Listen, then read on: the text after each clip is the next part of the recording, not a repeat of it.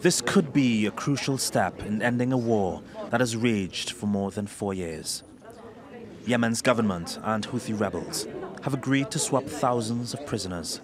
The aim, broadly speaking, of this event is to finalize, the parties here present, to finalize the lists of prisoners and detainees to be released and exchanged, and indeed to lay the basis for the next step, which will be to see that release happening.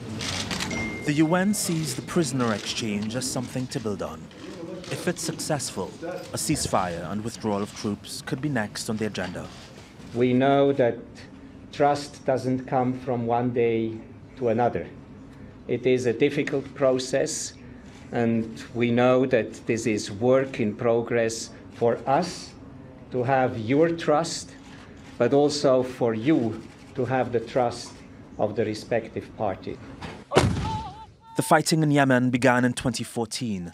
It escalated a year later when a coalition of Arab nations led by Saudi Arabia and the United Arab Emirates launched a military campaign against the Iranian-allied Houthis. Nearly 10,000 people have been killed in the crossfire, and imports into the port city of Hodeidah have been blocked. It's meant millions of Yemenis have struggled to find food and clean water every day. The UN calls it the world's most urgent humanitarian crisis.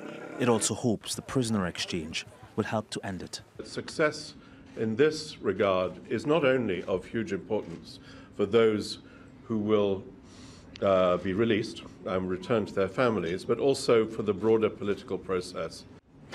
The peace talks could prevent further deaths. At stake are the lives of half of Yemen's population, who the UN says are at risk of starvation. Reagan Des Vignes, TRT World.